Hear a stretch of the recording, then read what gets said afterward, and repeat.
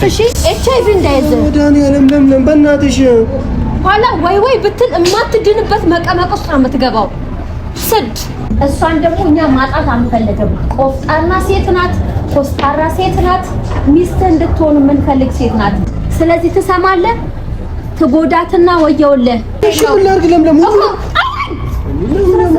ሁሉንም ማዘር ትቻልችለውም እኮ አንተ በሽታ ልትሸምት አንተ ምን ሆነ ነው የምትልከሰከሰው ይሄ ሁሉ ክስክስነት ነው ለምለም ልክስክስነት አይደለም ወደ ዘይድ ለዚህ ነው ሸጠራችሁ ወላ አውራ ልትላውራ ምንድነው ስትጠየቅ መፍትሄ መሰለ እንደ መነሳት ማት መልስ ኮን ስትጠየቅ ሁኔታ ምን አርጌ ነው መዘገነልሽ ለምለም ራቆት ከሴት ጋራ ከሌላ ሴት ጋራ እጅ ከፍንጅ ተይዛል ሲለኝ ሰላም እንዴት ናችሁ ድና የተከበራችሁ የኛ ተወዳጅ ቤተሰቦች እንዴት ናችሁልን ፈጣሪ መስገን ሰላም ነው እኛ ጋር እኔ ጋር ሰላም ነው ዛሬ የመጣሁት በጣም ደብሮኝ ነው ማለት እንደሌላ ጊዜ ላዝናናችሁ ላስቃችሁ ምናምን አይደለም የመጣሁት በኤፍሬም ጉዳይ በጣም ደብሮኝና በቃ በጣም መሮኝ ነው የመጣሁት ምክንያቱም መድረስ የማይገባው ቦታ ላይ ድረስ ደርሶ ነገሩ እዛ ድረስ ደርሶ ማየቴ በጣም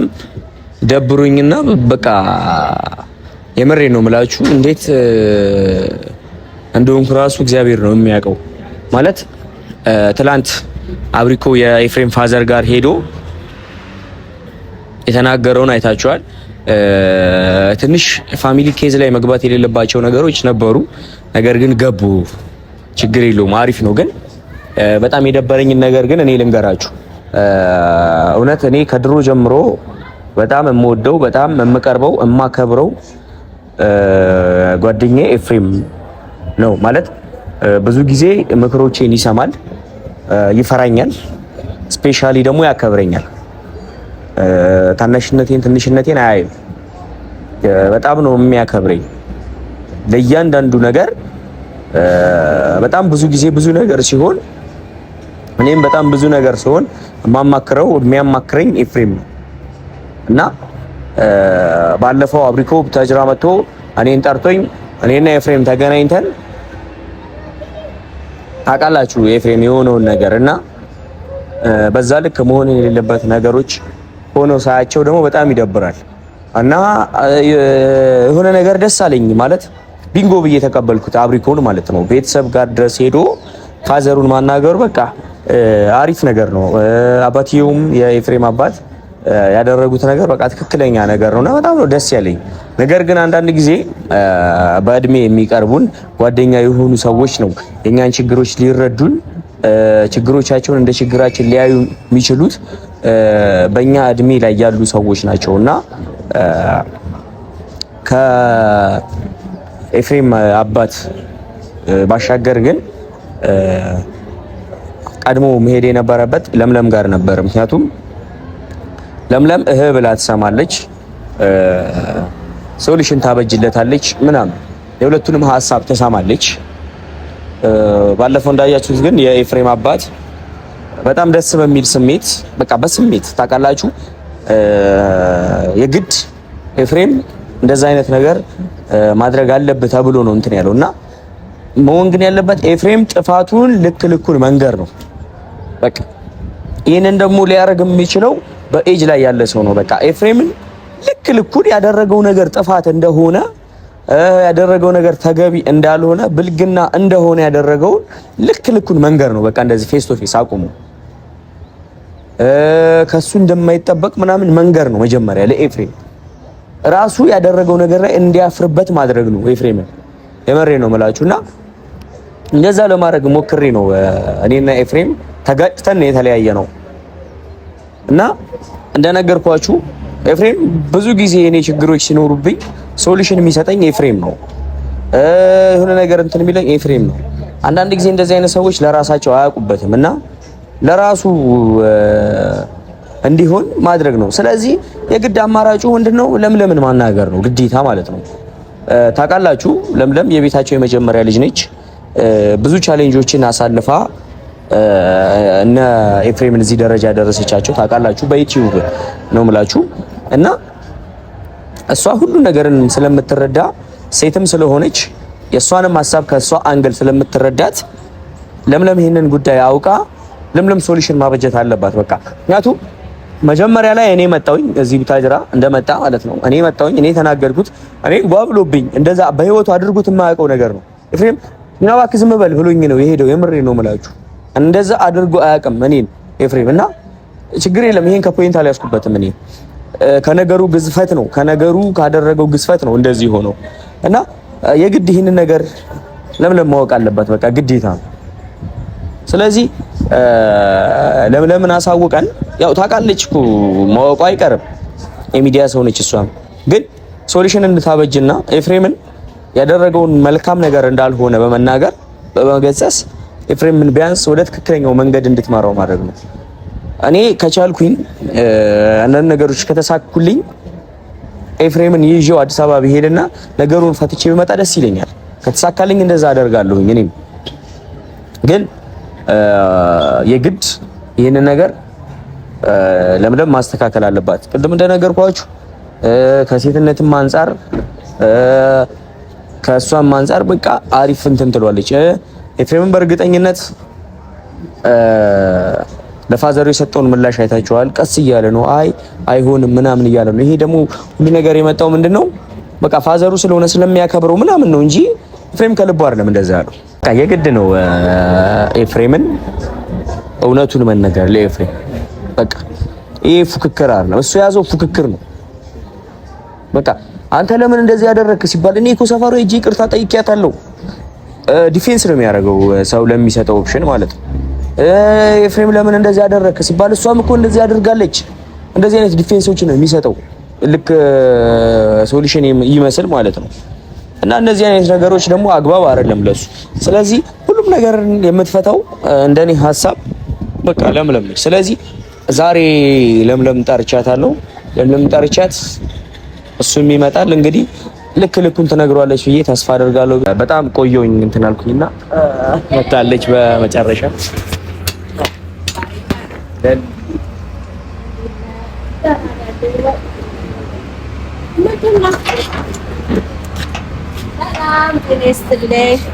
ይቅርታ ግን ሳልነግርሽ ቪዲዮ እየሰራሁ እንደሆነ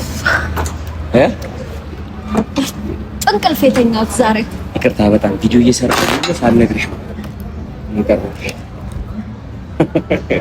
ዳንሻ አለ ጉዳይ ነው ዛሬ።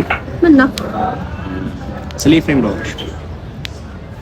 ምን ያው ምናልባት ታውቂ ትችያለሽ ሰሞኑን እየተፈጠረ ያለው ነገር የለም። ሰሞኑን አይደለም አንድ ወር ምናምን ነው ከያብ ጋር ያለው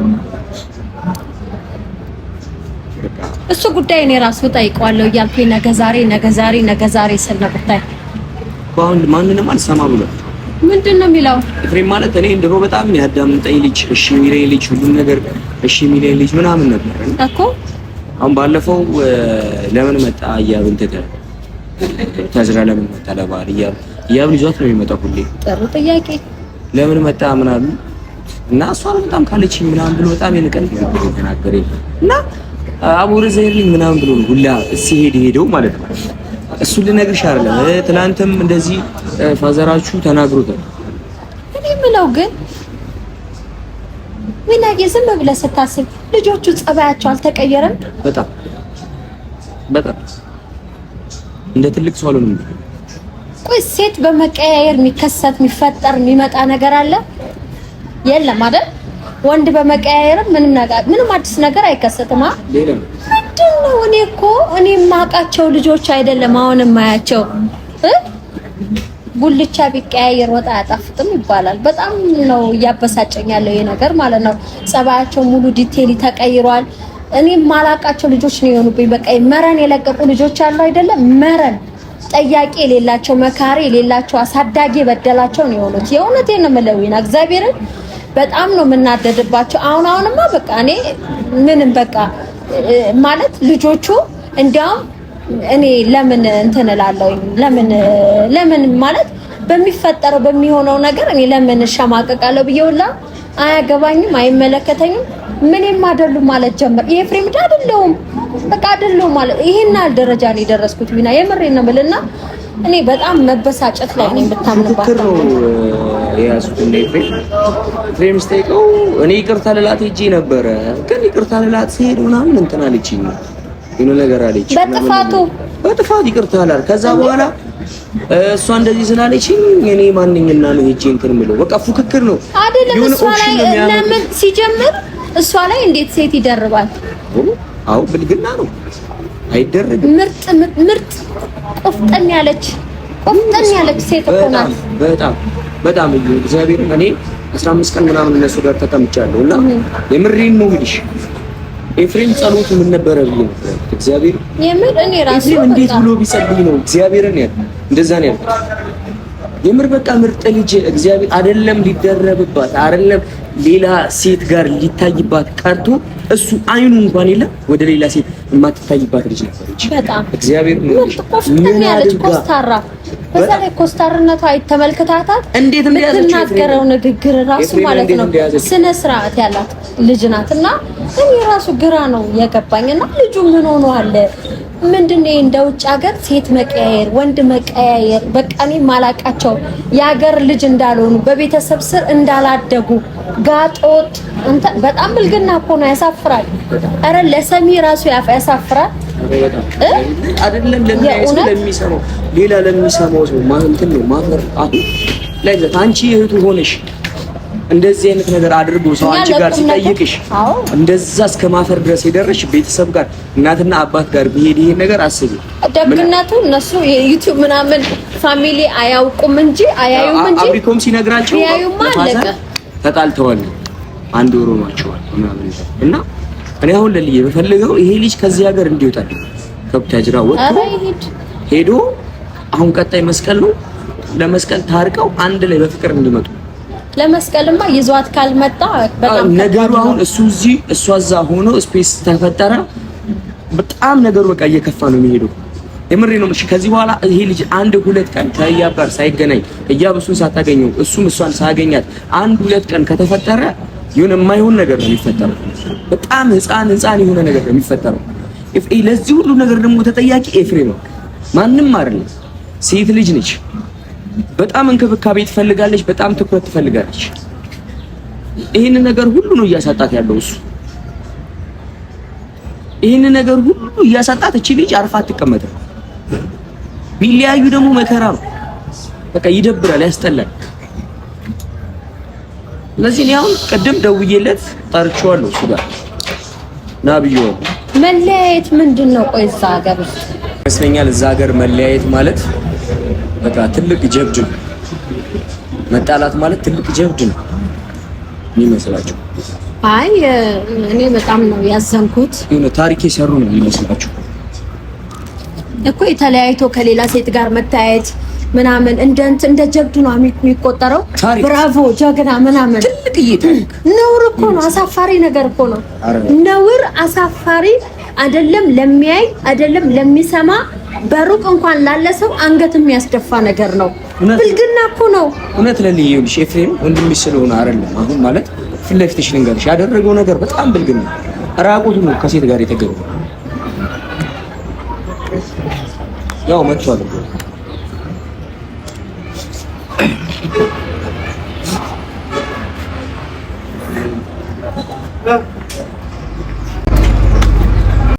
የኔ እህት ወኒ ዞር በልልኝ በእናትህ እንዲቀፈፍከኝ። ምንድነው? አትንካኝ። ለምን? እኔ እንጃ። ምንድነው? ምንም አትንካኝ አልኩህ። ምንድነው? ሰዎች ሁሉ አብደዋል እንዴ? ስለአንተና ስለ ሰሞኑ ሁኔታ ምን አድርጌ ነው መዘገንልሽ? ለምለም ራቆት ከሴት ጋራ ከሌላ ሴት ጋራ እጅ ከፍንጅ ተይዛል ሲለኝ እንዴት ብለህ ነው እኔንስ የምትነጅሰኝ? በዛ የምን ራቆት ነው እናንተ? ቆይ ኧረ በክርስቶስ ከሴት ጋር ተኝቶ ተደርሶበታል አለኝ። ዊና ምን ሆነ? ምንድነው? ልትዋሽ ነው ወይ? ዊና በቃ እኔ ልንገርህ አይደለ እኔ ራቆቴን ሆንኩ እንጂ ምንም አላደረኩም ብለህ ልታስተባብል ነው አይደለ? ይሄ ማስተባበያ አይደለም። እና ምንድነው? ምንም ማስተባበያ አይደለም። ምን እንትን አለ አንተ እንዴ? ምን ማስረጃ አለ? በምን እንረዳ? ምን ማስረጃ አለ? ለዚህ እንኳን አትታመንም። ለምን ይኸውልሽ፣ እሺ ላስረዳሽ። አንቺ እኔ ስንቱን አስረድቼ እችላለሁ። አባቴን በተኛውበት በዱላ ሊመታኝ መጣ። ይሄ ነገር መጣ በሰበረክ በቃ መጠለክ። ኤፍሬም ይሄ ነገር እየባሰ ነው አይደል? ልትለኝ እጅን አትሰርፍ እየባሰ ነው ልትል ነው አይደል? እኮ ሰውነትህን አትንካ። በቃ እኔን አትንካኝ። ለምን ዝም ብላ አውራኝ እንደዚህ ቀፈፍከኝ። እሺ እኔና ህያብ በቃ የሆነ ጊዜ አንስቼ ነግሬሻለሁ። በቃ መሀላችን ላይ የሆነ ነገር ተከሰተ። የሰው ልጅ ይጣላል፣ ይታረቃል። አንተ የምትጋደመው ከሌላ ሴት ጋር አልተጋደምኩም። እኔ ከሴት ጋር አልተኛውም። ለምለም እሺ፣ እንዴት ብዬ ማስረዳሽ? እሺ የሚገባሽ እንዴት ብዬ ላስረዳሽ? ኤፍሬም እስኪ እነዚህን ጥያቄዎች መልስልኝ። እሺ ልጅቷ ምን ልታረግ ቤት መጣች? ጓደኛዬ ነች። ለምን መጣች ነው ያልኩህ እኔ ኤፍሬም። አንተና ህያብ መጣላታችሁን አውቃ ለምን መጣች? እሺ የሴት ጓደኛ ኖ ያለ ኤፍሬም፣ እኔ እናንተ እንተዋወቃለን። እቺ ልጅ የምታውቃት መቼ ነው? እዚህ ያለ እዚህ ከወጣ ስንት አመት ሆነ? 1 አመት አረ እዚህ ያለ እኔ እናንተ በስልክ በምናወራበት ጊዜ እኔ አንተ ጋር በመጣሁበት ጊዜ እቺ ልጅ ደውላ ታውቃለች? እቤት መታ ታውቃለች? ከዚህ በፊት መታ ታውቃለች? እሺ አጋጣሚውን ልንገርሽ። ዊና ታውቃለህ? አንተ ምን ልንገርሽ? ለምለም እኔና ህያብ እንደተጣላን እንደተኮራረፍን አወቀች። ደወለችልኝ። ቤት ነኝ ደብሮኛል አልኳት። እሺ ስለተፈጠረው ነገር መጥቼ ትነግረኛለህ ብላ ቤት እያወራኋት እሷ ላይ ተኝቼባት የተባለው ነገር ጭኗ ስር ተኝተሃል፣ ጭኗ ስር ተጋድሞ ነው የተደረሰበት ነው የተባልኩት። እኔ ግን እሷ ላይ ራስ ምታታም ወይ ስለነበረ ነው ጋደም ያልኩት። ሌላ የተለየ ነገር ምንም የለም። ያጋድመ ያባት ያለ ለሊት ስሚ መጣላታቸውን አውቃ ላጽናናህ ብላ የመጣችው እቺ ልጅ ታመጣይ ምን ልትሆን? በቃ አንድ ሴት ጭኗ ላይ ከሆን ነገ ምንድነው የሚከሰተው? እኮ የዓይን እማኝ ነገር ነው።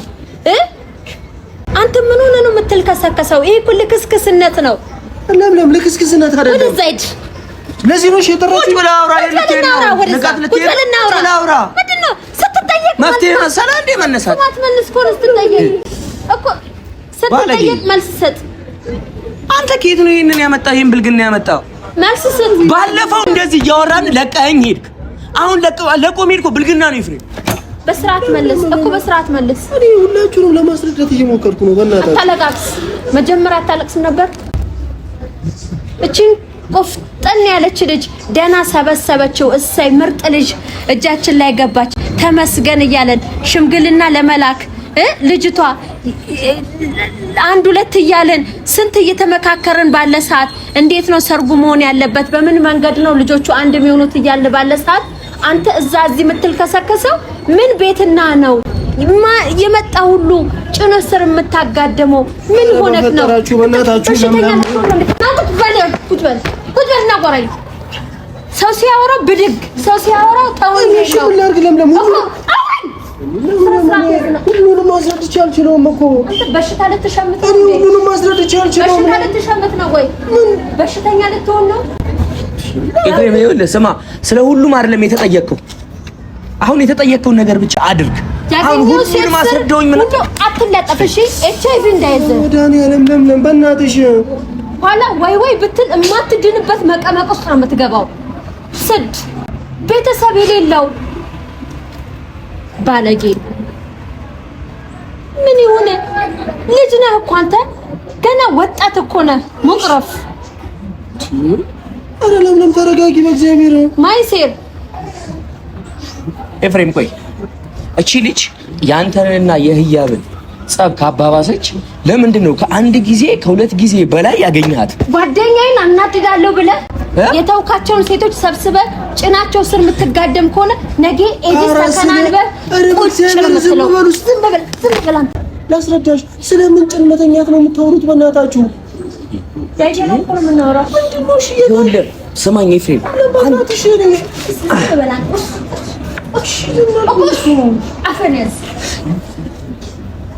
አትጋደም ያለ አንተ እኮ ወንድ ዝም በል እባክህ፣ ዝም በል። አሁን ለዚህ ነው የጠራው። ባለጌ አሳዳጊ በል ያሟል እንዴ? አንተ እኮ ሚስት አለኝ ብለህ ከሚስት ጋር የምትኖር ሰው ነህ። ራቁትህን አይደለም በዚህ በቦዲ ራሱ ከሴት ጋር መገኘት የለብህም። ምንም አላደረክም። ምን በል ምን ልታረግ ምን ሊሆን ልብስ ነው አለክ? ምን ሊሆንልህ ልብስ ነው አለ። አዲስ አበባ ሄደህ ጭራሽ ሌላ ዓለም ውስጥ ገብተሃል። በሽታ ይለክፋል፣ በሽታ ይለክፋል። አንተ የተረገምክ ልጅ ነህ። መኖር አልፈለግም። በፈጠረሽ ለምን አገኘው ሁላ አትጋደም። ያጋድምህና ቁጭ በል። የት ነው የምትሄዱና? ቁጭ በል፣ ቁጭ በል እባክህ። አስረዳኝ። ቁጭ በል እና አውራኝ። ለአንተ ብዬ ነው ከቤት ወጥቼ የመጣሁት እረፍት ማድረግ ሲገባኝ። ምን ብድግ ብድግ ምንድን ነው የሚያንጠራራቅ? ምንድን ነው የምትጠራራው? በእናታችሁ ስሜን እያጠፋችሁ ስለሆነ እኮ ነው። ያንተን ስም ያጠፋው ማን ነው? ያደረከው ነገር ነው ወይስ እኛ ነን? ስድ ባለጌ ፉክክር የያዙት ፉክክር ነው። ለምለም በቃ እሷ እንደዚህ ያደረገችና እኔም እንደዚህ ላድርግ ነው እንጂ ሌላ ምንም ነገር እኮ የለውም። አሁን ቀጥ ብለህ ትሄዳለህ ወደ አዲስ አበባ። አዲስ አበባ ትሄዳለህ አይደለ? አዎ እሄዳለሁ። እኔ ከተመቻቸልኝ እሄዳለሁ እኮ ይዘኸው ትሄዳለህ። እኔ ከተመቻቸልኝ ይዤ እሄዳለሁ። አስር ቀን ነው የቀረው። እሷን ልጅ እንዳትጎዳት ያንተ ሚስት ናት ብለን ቤተሰቦቼ ተታለዋል። ወንድ ልጄ ሚስት ሊያገባ ነው ብለው ትልቅ ፕላን ነው የያዙት።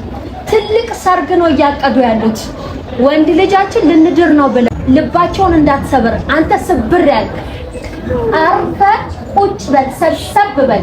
በትርኪ ሚርኪ ሴት ቀያየራለሁ ብትል ቫይረስ ይጠልፍህና እዛው ስብርብር ብለህ ቁጭ ነው የምትለው። እሷን ደግሞ እኛ ማጣት አንፈልግም። ቆፍጣና ሴት ናት፣ ኮስታራ ሴት ናት።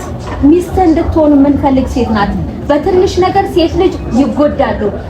አንዴ እግራቸው ካወጡ ተመልሰው ለመግባት ብዙ ጣጣና ብዙ ነገር ነው ያለው። ስለዚህ ትሰማለህ? ትጎዳትና ወየውልህ። መስቀል 10 ቀን ነው የቀረው። ይዘሃትና በምንም አድርገህ እሱን አይመለከተኝም። በምንም አሁን ዝም ብለን ምናምን ብለን ጸጥ ብለናል አይደለ? 10 ቀን ነው የቀረው። ይዘሃትና ልጅቷን ሰምተሃል አይደለ? አታጎንበስ። ይቅርታም ብለህ ምንም ብለህ በምንም ሁኔታውን በምንም ነገር ውስጥ ልጅቷን ይዘሃት ና። 4 ነጥብ ዘግተናል አይደለ? ቁጭ በል። ሳንጨርሳት ትሄድብህ። በቃ ይሄ ነው የሱ መፍትሄ። ይሄ ነው ውጥር ይላል። በቃ የሱ መፍትሄ ይሄ ነው። ለቆ መሄድ ነው።